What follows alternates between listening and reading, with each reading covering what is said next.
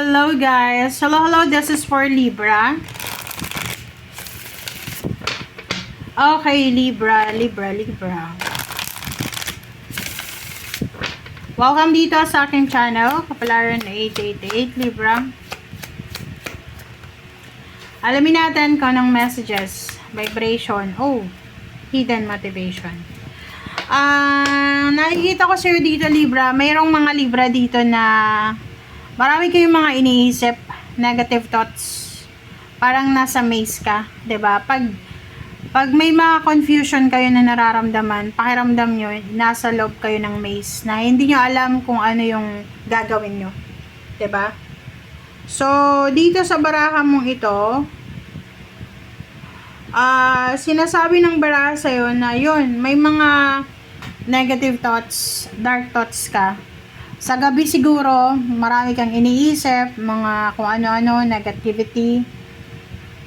But sabi ng baraha sa'yo dito na kailangan mong i-prioritize. Kumaga this one is mag-reflect ka sa mga priorities mo. Kasi may mga bagay ka na sitwasyon na iniisip na hindi naman talaga siya importante. Yung overthinking talaga, guys, overanalyzing, hindi naman talaga yan hindi naman talaga yung nagmamatter. Kasi nagsasayang lang tayo ng oras. Diba sa gabi, pag lalo yung iba na nasobrahan ng tulog sa umaga, sa tanghali, pag sa gabi hindi ka makatulog kung ano-anong naiisip mo, wala namang magagawa yung pag-iisip na yan diba? Ipag-pray mo na lang. Okay? Kasi itong dark thoughts mo na to, paikot-ikot lang yan diba? Yung halimbawa na may kailangan kang solusyonan, tapos hindi ka natutulog, ganyan.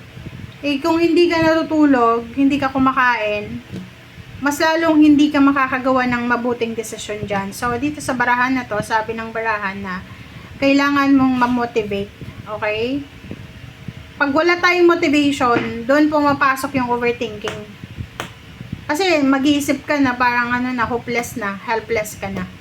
Pero kung motivated ka, gamitin mo yung family mo na motivation, talagang makakaisip ka ng way out dyan. Hindi ko alam kung anong pinagdadaanan mo, pero masyado kang nag-overthink.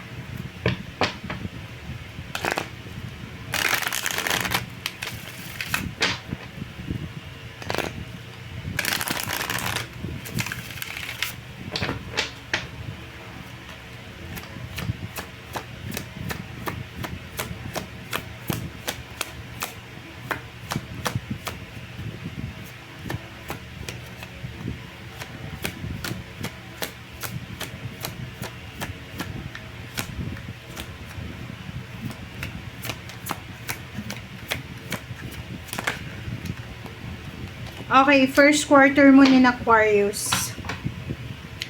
Trust the universe daw, Libra. Okay, so magdiwala ka. Trust the universe na, kumbaga, lahat ng nangyayari ngayon ay may dahilan. Alam niyo, walang coincidence talaga. Walang coincidence. Lahat ng nangyayari may dahilan.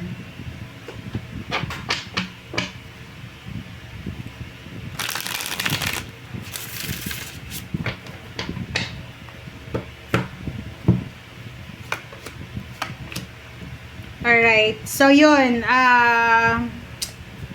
sabi ng baraha dito, yun, kung halimbawa marami kayong mga iniisip, maraming mga gumugulo sa isip nyo, huwag kayong magpadalos-dalos, huwag mabilis gumawa ng aksyon, huwag magpadalos-dalos, pag-isipang mabuti, makinig ka sa sinasabi ng iyong intuition, para hindi ka matakot. Kasi matatakot ka talaga pag hindi ka sigurado, talagang matatakot ka. Halimbawa, hindi mo alam kung ano yung ginagawa mo, syempre matatakot ka kasi hindi mo alam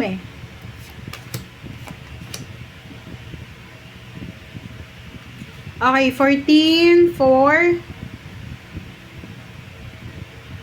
Alright, so dito, this is number 5. This is Horn God. So, sinasabi ng baraha sa'yo dito na yun, magpakatatag ka. You need to be strong. whatever man na nangyayari sa paligid mo sa ngayon, sa physical body mo, may mga nararamdaman ka or pwedeng meron kang mga, yun nga, negative thoughts to eh. Mga stress sa buhay. Sabi ng bara sa'yo, magpakatatag ka kasi yun lang yung panlaban mo sa ngayon. 88. Wow! Sabi ng bara sa'yo dito, Libra, na isa sa mga possible na siswertehin ka, especially sa trabaho, is sa ibang lugar. Pangingibang bansa. Or posibleng malayo dyan sa lugar kung nasaan ka man. Diba? Direksyon.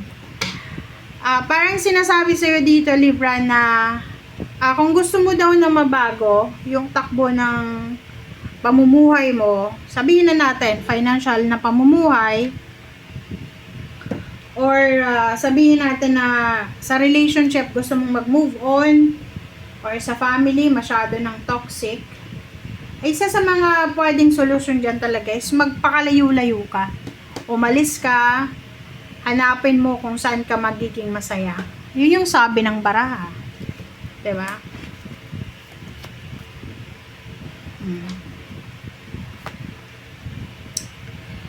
Kung single ka naman, mayroon ditong love offer.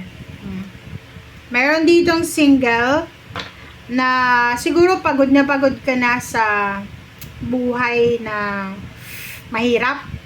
And may isang tao ditong mag-offer sa'yo ng love life. So, pwedeng yung i-offer niya sa'yo ay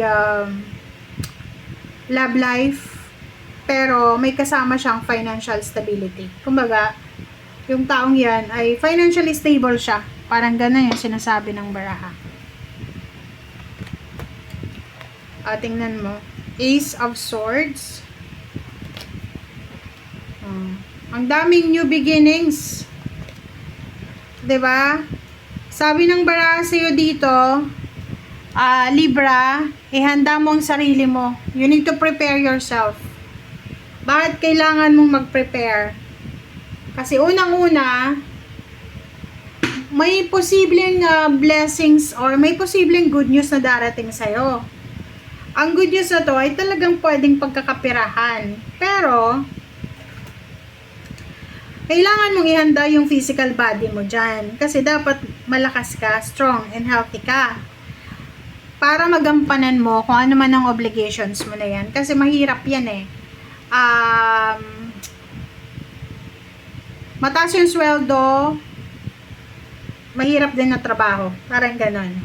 Yun ang nakikita natin. So, there's mga possibilities of new beginnings sa love life and new beginnings sa trabaho. Promotion, salary increase, higher position. Ganon. Okay? Thank you guys. Bye!